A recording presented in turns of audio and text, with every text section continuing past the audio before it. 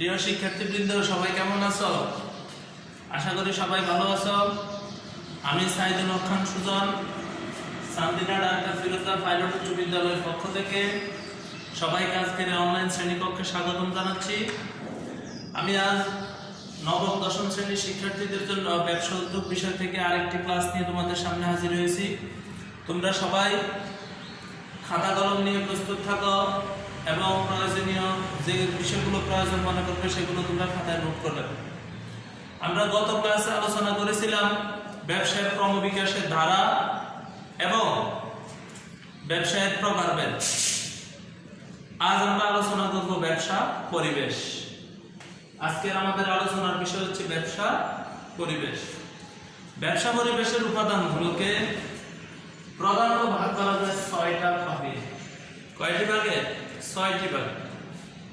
১ প্রাকৃতিক পরিবেশ, ২ অর্থনৈতিক পরিবেশ, ৩ সামাজিক পরিবেশ, ৪ রাজনৈতিক পরিবেশ, ৫ আইনগত পরিবেশ এবং ৬ নম্বর হচ্ছে প্রযুক্তিগত পরিবেশ।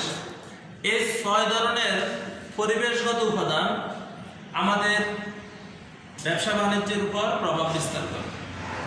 আমরা আজ প্রথমে আলোচনা করব ব্যবসায় প্রাকৃতিক পরিবেশ নিয়ে। তো আলোচনার শুরুতে আমরা আগে দেখব আমাদের প্রাকৃতিক পরিবেশের কোন কোন উপাদানগুলো অন্তর্ভুক্ত। এগুলো দেখলে আমরা বুঝতে পারবো কিভাবে এই উপাদানগুলো আমাদের ব্যবসা প্রতিষ্ঠানকে প্রভাবিত করে, ব্যবসার পরিবেশকে কি করে প্রভাবিত করে।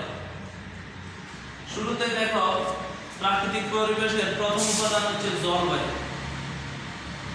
আমরা জানি জলবায়ু হচ্ছে কি, কোনো একটি স্থানের ২০ থেকে ২৫ বছরের বৃষ্টিপাত, তাপমাত্রা, বায়ু প্রবাহ, বায়ুচাপ, আর্দ্রতা ইত্যাদি গড় অবস্থাটাকে বলা হয় কি জলবায়ু। তো এই জলবায়ুর উপর অবশ্যই আমাদের ব্যবসা প্রভাবিত হয় এবং এই জলবায়ুর উপর নির্ভর করে আমরা কি করি, বিভিন্ন মৌসুমী পণ্য উৎপাদন করি এবং এক এক দেশে এই জলবায়ুর কারণে এক এক দেশে এক একটা পণ্য উৎপাদিত হয়। পৃথিবীর সব দেশে কিন্তু একই পণ্য সব পণ্য উৎপাদিত হয়। এটা নির্ভর করবো ওই দেশের কিসের উপর? জলবায়ুর। দ্বিতীয় হচ্ছে ভূমি। আমরা জানি ভূমি বা মাটি বিভিন্ন রকমের আছে। এই ভূমির উপর কি হয়? ব্যবসা বাণিজ্য প্রভাবিত হয়। প্রাকৃতিক সম্পদ। প্রাকৃতিক সম্পদ কোনটা? যেটা আমরা খনি থেকে বিভিন্ন ধরনের সম্পদ পেয়ে থাকি। যেমন আমরা যদি উদাহরণ হিসেবে বলতে পারি, যেটা এশিয়া মহাদেশের মধ্যপ্রাচ্য আমরা যে দেশগুলোকে বলি, সৌদি আরব, এরপর আছে তুরস্ক, মিশর, ইরাক, ইরান, কুয়েত, জর্দান। এই দেশগুলোতে দেখবে এই দেশগুলোর অর্থনীতি বা ব্যবসা বাণিজ্য সম্পূর্ণ নির্ভর হচ্ছে তেলের উপর। মানে ওদের অর্থনীতিটা হচ্ছে তেল নির্ভর অর্থনীতি। আর এই তেলটা কোথায় থেকে পাওয়া যায়? ওরা খনি থেকে এই সম্পদটা সংগ্রহ করে। এরপর মনে করো আমাদের বাংলাদেশে প্রাকৃতিক সম্পদের মধ্যে প্রাকৃতিক গ্যাসের প্রাচুর্য বেশি, তারপর কয়লা আছে। এই জিনিসগুলো আমাদের দেশে এগুলো প্রাচুর্য বেশি এবং এটার উপর নির্ভর করে আমাদের দেশের ব্যবসা বাণিজ্যগুলো কি হয় পরিচালিত হয়। তারপর আছে দেখো নদ নদী, এটাও প্রাকৃতিক পরিবেশের উপাদান এবং নদ নদীর উপর নির্ভর করে ব্যবসা বাণিজ্য গড়ে ওঠে। যেমন আমাদের বাংলাদেশের নদী বিদ্যুৎ অঞ্চল ছিল কক্সবাজার, চট্টগ্রাম। সাগরকে কেন্দ্র করে, বঙ্গোপসাগরকে কেন্দ্র করে এখানে একটি কি গড়ে উঠেছে? সমুদ্র বন্দর গড়ে উঠেছে। এখন আবার মংলাতে সমুদ্র বন্দর গড়ে উঠেছে। এখন আমরা দেখতে পাচ্ছি যে পটুয়াখালীতে বাংলাদেশের ৩য় সমুদ্র বন্দর তৈরি হচ্ছে, পায়রা সমুদ্র বন্দর। এই সমুদ্র বন্দরের মাধ্যমে কিন্তু যে কোনো দেশের ব্যবসা বাণিজ্য কিন্তু ব্যাপক অগ্রগতি সাধিত হয়। তাহলে আমরা বুঝতে পারলাম যে প্রাকৃতিক পরিবেশগুলো কিভাবে আমাদের ব্যবসা পরিবেশে কি করে প্রভাব বিস্তার করে। এবার দ্বিতীয়ত আজকে আমরা পড়বো এখন হচ্ছে অর্থনৈতিক পরিবেশ। অর্থনৈতিক পরিবেশের উপাদানগুলো কি কি? সঞ্চয় ও বিনিয়োগ। সঞ্চয় কোথা থেকে আসে? দেশের সাধারণ জনগণ তাদের আয় থেকে তারা ব্যয় করবে। ব্যয় করার পরে যে অর্থটা অবশিষ্ট থাকবে এই অর্থটা তারা সঞ্চয় করবে। কোথায়? ব্যাংক, অথবা বিমা সহ বিভিন্ন ধরনের আর্থিক প্রতিষ্ঠান আছে, সে সকল প্রতিষ্ঠানে তারা কি করবে, অর্থ সঞ্চয় করবে এবং সেই অর্থটা যখন বিভিন্ন ব্যাংক মূলধন গঠন করবে, এই মূলধনটা আবার বিভিন্ন ব্যবসা বাণিজ্যে কি হবে, বিনিয়োগ করা হবে। সঞ্চয়, বিনিয়োগ, মূলধন, অর্থ, ব্যাংকিং, এই বিষয়গুলো সবগুলোই একটা আরেকটার সাথে ওতপ্রোতভাবে জড়িত। এবং এখান থেকে আমরা বুঝতে পারি যে এই আর্থিক উপাদানগুলো, অর্থনৈতিক পরিবেশের এই উপাদানগুলো আমাদের ব্যবসা পরিবেশে কি করে, প্রভাব বিস্তার করে। তৃতীয়ত হচ্ছে সামাজিক পরিবেশ। সামাজিক পরিবেশের উপাদানগুলো কি দেখো, জাতি, ধর্মীয় বিশ্বাস, ভোক্তাদের মনোভাব, মানব সম্পদ, শিক্ষা ও সংস্কৃতি, ঐতিহ্য। যেমন জাতি, এই পৃথিবীতে বা এই বিশ্বে অনেক জাতির মানুষ বসবাস করে।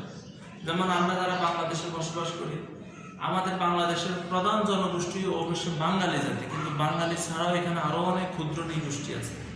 দেখো, বাঙালিদের পছন্দ, রুচি বা ইতিহাস, ঐতিহ্য, এদের উপর নির্ভর করে আমাদের বাঙালিদের ব্যবসা বাণিজ্য বা অর্থনৈতিক কর্মকাণ্ডগুলো একরকম। আবার যারা ক্ষুদ্র নৃগোষ্ঠী, ওদের জীবনযাপনের ধারা, ওদের খাদ্যাভ্যাস, পোশাক আশাক, চাল চলন আবার ভিন্ন। এভাবে আমরা যদি যাই পার্শ্ববর্তী দেশ ভারত অথবা আফগানিস্তান অথবা নেপাল অথবা ভুটান, এক এক দেশের মানুষের দেখবা এক এক রকমের জীবনযাপন স্টাইল এবং তাদের এই বিভিন্ন জাতি তাদের জীবন আচরণ, ইতিহাস, ঐতিহ্যের উপর নির্ভর করে ব্যবসা পরিবেশে কি হয়, ভিন্ন হয়ে যায়। ধর্মীয় বিশ্বাস, বিভিন্ন ধর্মের মানুষ বসবাস করে। যেমন আমরা যারা ইসলাম ধর্মের অনুসারী অথবা যারা সনাতন ধর্মের অনুসারী, এদের মধ্যে দেখবা যে যেমন ইসলাম ধর্মে মদ্যপান নিষিদ্ধ, আবার খ্রিস্টান ধর্মে মদ্যপান করা ওদের কোনো বিধি নিষেধ নেই। তাহলে দেখা গেছে যে এই যে ধর্মীয় বিশ্বাসের উপর নির্ভর করে, আবার দেখা গেছে যে ইসলাম ধর্মের মানুষ যারা একটা পণ্য ভোগ করবে, এরা এটা খায়, আবার হিন্দুরা ওটা খায় না। এরকম বিশেষ বিশেষ ধর্মীয় বিশ্বাসের উপর নির্ভর করে কি হয়, ব্যবসার পরিবেশ কি হয়, প্রভাবিত। ভোক্তাদের মনোভাব, যারা পণ্যটা সরাসরি ভোগ করবে, কনজুমার, ওদের মনোভাবের উপর কিন্তু নির্ভর করে যে ব্যবসায় আসলে কোন ধরনের ব্যবসা আমরা পরিচালনা করা উচিত। কোনো একজন ব্যক্তি যখন ব্যবসা পরিচালনা করবে, যখন নতুন একটা ব্যবসা গঠন করবে, অবশ্যই সে যে এলাকায় সে ব্যবসা স্থাপন করতে চায়, ওই এলাকার মানুষের মন মানসিকতা, চাহিদা, তাদের রুচি, খাদ্যাভ্যাস, এগুলো চিন্তা ভাবনা করেই সে ওই মানুষের পছন্দ অনুযায়ী ব্যবসা প্রতিষ্ঠান গড়ে তোলার চেষ্টা করবে। তারপর হচ্ছে শিক্ষা ও সংস্কৃতি, মানুষের শিক্ষা দীক্ষা, কালচার ইত্যাদি, এগুলোর উপরে কি নির্ভর করে, ব্যবসায়ের পরিবেশ নির্ভর করে। এবার আসল রাজনৈতিক পরিবেশ, এটি একটি ব্যবসা প্রতিষ্ঠানের গড়ে ওঠা অথবা বিকাশ লাভ করা অথবা ব্যবসা আরো সম্প্রসারণ হওয়া ইত্যাদি কিন্তু রাজনৈতিক পরিবেশের উপর খুবই প্রভাব বিস্তার করে। যেমন সরকার, রাজনৈতিক পরিবেশের প্রথম উপাদান হচ্ছে সরকার। সরকার কাকে বলে? সরকার আসলে কোনো ব্যক্তি না, সরকার হচ্ছে একটা সিস্টেম, দেশ পরিচালনার একটা পদ্ধতি। এই দেশ কিভাবে পরিচালিত হবে, যেমন আমাদের বাংলাদেশ হচ্ছে সংসদীয় গণতন্ত্রের দেশ। আবার আমরা যদি সৌদি আরবে চলে যাই, ওইখানে দেখবো হচ্ছে রাজতন্ত্র। আবার কোনো দেশে যদি যাই, আবার এখানে দেখা যাবে যে প্রেসিডেন্ট শাসিত। অর্থাৎ এক এক দেশের সরকার ব্যবস্থা এক এক রকম, এটার উপর নির্ভর করবে ওই দেশের রাজনৈতিক পরিবেশ। তারপর হচ্ছে সার্বভৌমত্ব। বর্তমান বিশ্বে প্রায় 200টিরও অধিক দেশ আছে, এর মধ্যে প্রায় 193টি দেশ আছে স্বাধীন দেশ, প্লাস আরো দুই একটি বেশি হতে পারে। এই দেশগুলো, এই যে এরা স্বাধীন দেশ, ওদের একটা নির্দিষ্ট সীমানা আছে, আয়তন আছে। যেমন আমাদের বাংলাদেশের আয়তন হচ্ছে 1,47,570 বর্গ কিলোমিটার, এটা হচ্ছে ভৌগোলিক সীমারেখা। তারপর আমাদের কিন্তু সমুদ্র, আমাদের এখন কি আছে, সীমানা আছে। বঙ্গোপসাগরও আমাদের সীমানা আছে, ভারতের সাথে আমরা মামলা করে এই সীমানাটা পেয়েছি। এইটাকে বলে সার্বভৌমত্ব। অর্থাৎ এই এরিয়ার ভিতরে যত কার্যক্রম পরিচালনা করবে সব আমাদের বাংলাদেশেরই এটার উপর অধিকার থাকবে, এটাকে বলা হয় কি, সার্বভৌমত্ব। তারপর দেখো আইন শৃঙ্খলা, আইন শৃঙ্খলা পরিস্থিতি যদি অবনতি হয় তাহলে দেশের ব্যবসা বাণিজ্য একটা সময় কি হয়ে যায়, বন্ধ হয়ে যায়, তাদের আয় রোজগার বন্ধ হয়ে যায়। এই জন্য আইন শৃঙ্খলা ব্যবসা পরিবেশের অন্যতম, রাজনৈতিক পরিবেশের অন্যতম উপাদান রাজনৈতিক স্থিতিশীলতা।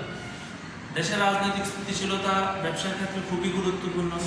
যদি আজ দেশে হরতাল, ধর্মঘট, লুটপাট, রাহাজানি এগুলো বেড়ে যায় তাহলে কিন্তু ব্যবসা বাণিজ্যের একটা ব্যাপক ক্ষতি হবে। পণ্য পরিবহন বন্ধ হয়ে যাবে, ব্যবসায়ীরা তাদের ক্রেতা হারাবে, এরকম বিভিন্ন সমস্যা আছে।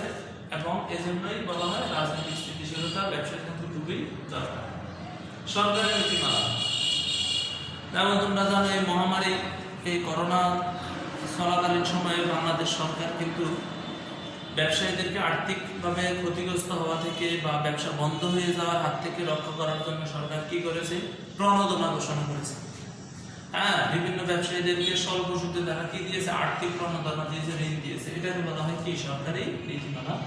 তারপরে হচ্ছে আন্তর্জাতিক সম্পর্ক, বিদেশি রাষ্ট্রের সাথে আমাদের দেশের সম্পর্কটা কেমন। এই সম্পর্কের উপর নির্ভর করবে যে আমাদের এই ব্যবসা বাণিজ্যটা কি এগিয়ে যাবে নাকি আমরা পিছিয়ে যাবো। যেমন আমরা জানি আমেরিকা, মার্কিন যুক্তরাষ্ট্র সরকার বাংলাদেশকে একটা জিএসপি সুবিধা দেয়। জিএসপি সুবিধার মাধ্যমে কি হয়, বাংলাদেশের যে তৈরি পোশাকগুলো আছে এগুলো আমেরিকার বাজারে আমরা বিনা শুল্কে আমরা কি করতে পারি, বিক্রি করতে পারি।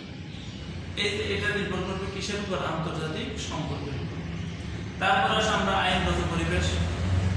আইনগত পরিবেশ কি, যে সরকারের কিছু আইন থাকবে, যে আইনগুলো মেনে এবং আইনের ধারাগুলো অনুসরণ করে ব্যবসাকে পরিচালনা করতে হবে, এটাকে বলা হয় আইনগত পরিবেশ।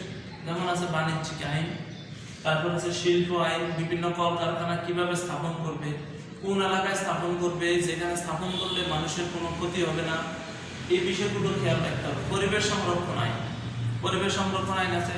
এই যে মনে করো বিভিন্ন পোশাক শিল্প হোক অথবা অন্য যে কোনো উৎপাদনমুখী শিল্প হোক, এই কলকারখানার বর্জ্য পদার্থ যেন কৃষি জমির ক্ষতি না করে এবং নদ নদীতে যাতে সকল আবর্জনা দিয়ে না পড়ে, এরকম একটা আইন থাকে, এটাকে বলা হয় পরিবেশ সংরক্ষণ আইন। তারপর থাকে ভোক্তা আইন। ভোক্তা আইন কোনটা? ভোক্তা আইন হচ্ছে যে তুমি ফ্যাক্টরিতে পণ্য উৎপাদন করবে, ভালো কথা, পণ্যের গুণগত মান ভালো থাকতে হবে, কোনো ভেজাল পণ্য উৎপাদন করা যাবে না এবং সেটা বাজারজাত করা যাবে না। এই জন্য বাংলাদেশে মান নিয়ন্ত্রণ, এই যে পণ্যদ্রব্যের মান নিয়ন্ত্রণের জন্য একটা সংস্থা আছে যেটাকে বলে BSTI, Bangladesh standard testing institution. এই বিএসটিআই এর কাছ থেকে যে কোনো প্রতিষ্ঠান পণ্য উৎপাদন করতে গেলে কি করতে হবে, বিএসটিআই এর কাছ থেকে অনুমোদন নিতে হবে এবং তাদের পণ্যের স্যাম্পল তাদের কাছে জমা দিতে হবে। এটাকে বলা হয় ভোক্তা আইন। তারপর দেখো প্রযুক্তিগত পরিবেশ। প্রযুক্তিগত পরিবেশে আছে প্রযুক্তি শিক্ষা। এটা আমাদের ব্যবসা পরিবেশে একটা গুরুত্বপূর্ণ উপাদান, কারণ এখন আধুনিক যুগে বাংলাদেশেও এখন সর্বক্ষেত্রে সমস্ত ব্যবসা প্রতিষ্ঠানে কিন্তু টেকনোলজি প্রবেশ করেছে। সবাই এখন কম্পিউটার ব্যবহার করছে, সিসি ক্যামেরা ব্যবহার করছে, ইত্যাদি ইত্যাদি বিভিন্ন প্রযুক্তিগত উপাদানগুলো কিন্তু সবাই এখন ব্যবসায় ব্যবহার করছে। তাহলে এখন এই প্রযুক্তি নির্ভর শিক্ষাটা এখন ব্যবসা পরিবেশের একটা অন্যতম উপাদান হয়ে পড়েছে। কারিগরি দক্ষতা, ছাত্রছাত্রীদেরকে এখনই মানে বিদ্যালয়ে পড়া অধ্যয়নরত অবস্থায় তাদেরকে পাঠ্যপুস্তকের পাশাপাশি বিভিন্ন কারিগরি দক্ষতা অর্জন করতে হবে এবং বাংলাদেশ সরকার কিন্তু এটার উপর খুব জোর দিচ্ছে, কারিগরি শিক্ষার উপর। উন্নত প্রযুক্তি নির্ভর প্রতিষ্ঠান, প্রযুক্তি আমদানির সুবিধা, এটাও ব্যবসা পরিবেশের একটা উপাদান। যেমন আমরা জানি আমাদের বাংলাদেশ একটা সময় ছিল 2G প্রযুক্তি, তারপরে আসলো 3G প্রযুক্তি, এরপর এখন আসলো 4G প্রযুক্তি, অর্থাৎ এই যে 3rd জেনারেশন, 4th জেনারেশন, এবং আমরা এখন শুনতে পাচ্ছি কিছুদিন পরে বাংলাদেশে 5th জেনারেশন 5G যুগে বাংলাদেশ প্রবেশ করবে অল্প কিছুদিন পরে। এই প্রযুক্তিগুলো কি করতে হয়, আমদানি করে আনতে হয়। তারপরে হচ্ছে তথ্য যোগাযোগ প্রযুক্তি, যেটাকে আমরা বলি সংক্ষেপে আইসিটি। এই বিষয়গুলো সবগুলো আমাদের কি করে, এই ব্যবসা পরিবেশকে প্রভাবিত করে। তো শিক্ষার্থীবৃন্দ, তোমরা আশা করি বুঝতে পেরেছো আমাদের ব্যবসা পরিবেশের উপাদানগুলো কি এবং কোনটার কি কাজ, এবং এগুলো আমাদের ব্যবসা পরিবেশ, ব্যবসা গঠন এবং পরিচালনা কিভাবে প্রভাবিত করে। তো আজকের ক্লাসটা তোমাদের জন্য আজকে এই পর্যন্তই থাকবে। পরবর্তীতে তোমাদের জন্য আরেকটি ক্লাস নিয়ে আবার হাজির হবো। ততদিন পর্যন্ত তোমরা সবাই ভালো থাকো, সুস্থ থাকো। আল্লাহ হাফেজ।